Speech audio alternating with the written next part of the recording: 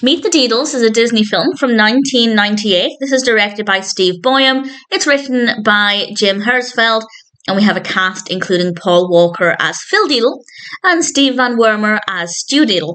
And I don't think I'd ever heard of this one. I'm watching Disney's feature films. Chronologically, I'm kind of jumping around a bit, but each week I'm watching at least one that's next chronologically. And I don't recognize or didn't recognize anything about this one.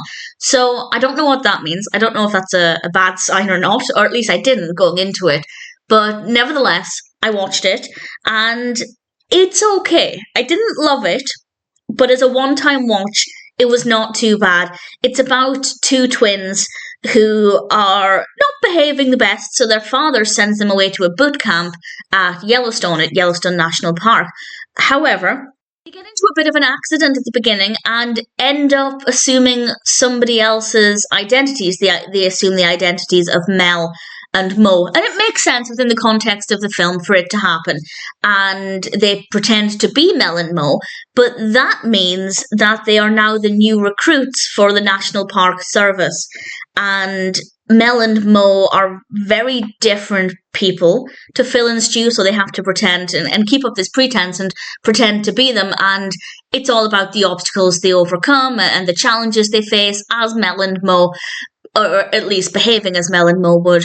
And there are some other things as the film progresses. It's not just about their personal journey. We have some other characters, quite a variety of personalities to keep it interesting. And I won't say too much more about that. I won't give away the meat of the narrative, but there's a lot going on. It's not too busy, but it's busy enough that it's quite easy to become really engaged in the narrative, but it's not the most interesting. There's a lot happening, but I'd say I probably enjoyed maybe 50% of it.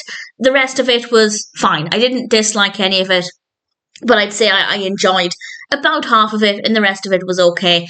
What I did enjoy, though, is watching the character journeys for Phil and Stu, who are, of course, pretending to be Mel and Mo. And I thought that was quite an interesting story to follow from their perspective, and I rather enjoyed watching their character developments. The performances there are really good as well. So there are a lot of positive things about this. As I said, I hadn't heard of it, and going into it, I kind of thought, is that a bad sign? Does that mean people aren't talking about it a lot? Well, actually, IMDb has 3.3 thousand reviews and ratings, but it does give it an overall rating of 4.1 out of 10.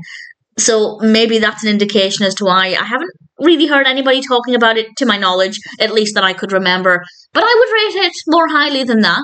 It's not amazing, and as I said, I probably only really enjoyed about 50% of it, maybe a little bit more than that. But well, maybe 50% of the narrative, but then the character development on top of that. But I didn't dislike any of it. So I'm taking that as a good sign. Didn't know what to expect from Meet the Deedles. Based on the general concept, honestly, it's not a bad execution. I think it works quite well. The characters are well written. The performances are very good. It's a decent film. It's not amazing, but as a one-time watch, I didn't mind it. And if it sounds like something that might appeal to you, if you're looking for something that's maybe a little silly fun here and there, it's generally quite an easy watch as well, with quite a well-written narrative, then I'd say give it a go. Meet the Deedles is not too bad, and as a one-time watch, I'm happy to have seen it, and I'm happy to recommend it.